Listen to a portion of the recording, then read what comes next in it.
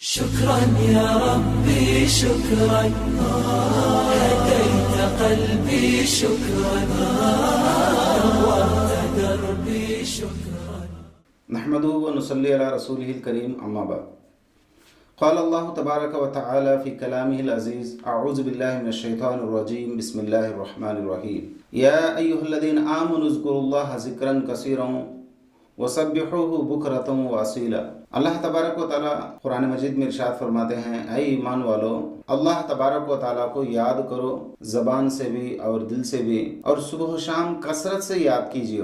اللہ تبارک و تعالیٰ چاہتے یہ ہیں کہ میرا بندہ مجھے ہمیشہ یاد رکھے اور صبح و شام مجھے یاد کرتا رہے۔ فَسَبِّحُوهُ بُكْرَةً وَأَصِيلًا، دل کی گہرائی سے اپنے زبان کو رطب اللسان رکھے اور ہمیشہ ہر وقت ہر جگہ میرا بندہ میرے یاد میں رہے۔ اللہ کا استحضار بندے کو ہمیشہ ہونا چاہیے، لیکن اس کا مطلب یہ نہیں کہ زبان کے اندر زبان پر خدا کا نام ہو لیکن دماغ میں کچھ اور چیزیں ہوں، دنیا کے مشاغل، کاروبار کے مشاغل، گھریلو مشاغل، دیگر بہت ساری چیزیں دماغ میں رکھ کر صرف تسبیح ہاتھ میں ہونا، اس سے کوئی فائدہ نہیں ہے۔ یعنی متوجہ خدا کی طرف ہونا، استحضار خدا کی طرف ہونا اور اللہ تبارک و تعالیٰ کے طرف دھیان کا ہونا، یعنی دھیان جمانا، ہمیشہ اپنے زبان اور دل سے اللہ تبارک و تعالیٰ کو پورے طور سے یاد کرنا ذکر کہلاتا ہے۔ اور یہ ذکر کیا ہے؟ وَلَذِكْرُ اللَّهِ أَكْبَرُ، اللہ کی یاد تمام عبادات سے بڑھ کر ہے اور سب سے بڑی ہوئی چیز ہے۔ تسبیح کہتے ہیں سبحان اللہ، تحمید کہتے ہیں الحمدللہ، تکبیر کہتے ہیں اللہ اکبر، تحلیل کہتے ہیں لا الہ الا اللہ۔ ہمیشہ اللہ کے یاد میں رہنا ذکر کہلاتا ہے۔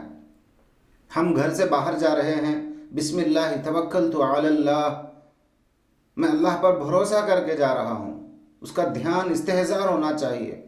بازار میں جا رہا ہوں، چوتھا کلمہ پڑھتے رہنا چاہیے، لا الہ الا اللہ وحدہ لا شریک لہ لہ الملک ولہ الحمد وہو علی کل شیء قدیر۔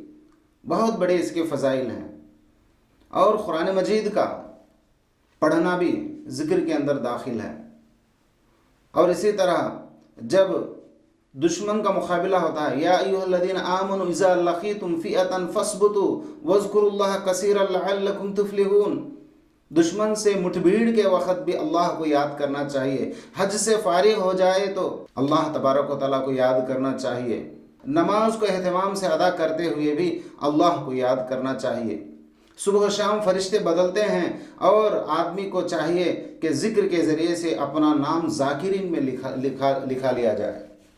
ذکر کرنے والے کو اللہ بہت پسند کرتے ہیں۔ جب اللہ تبارک و تعالیٰ کو بندہ یاد کرتا ہے تو اللہ تعالیٰ بھی اس کو یاد کرتے ہیں۔ جب بندہ تنہائی میں یاد کرتا ہے تو اللہ بھی اس کو تنہائی میں یاد کرتے ہیں۔ جب بندہ عام لوگوں میں، اجتماعیت میں، سب کے سامنے یاد کرتا ہے تو اللہ بھی اپنے مقربین، پیارے فرشتوں کے درمیان میں مقربین میں یاد فرماتے ہیں۔ اللہ یہ چاہتے ہیں کہ میرا بندہ صبح میں بھی، شام میں بھی، ہر وقت میں، اجتماعیت میں یا تنہائیت میں ہمیشہ مجھے یاد رکھے۔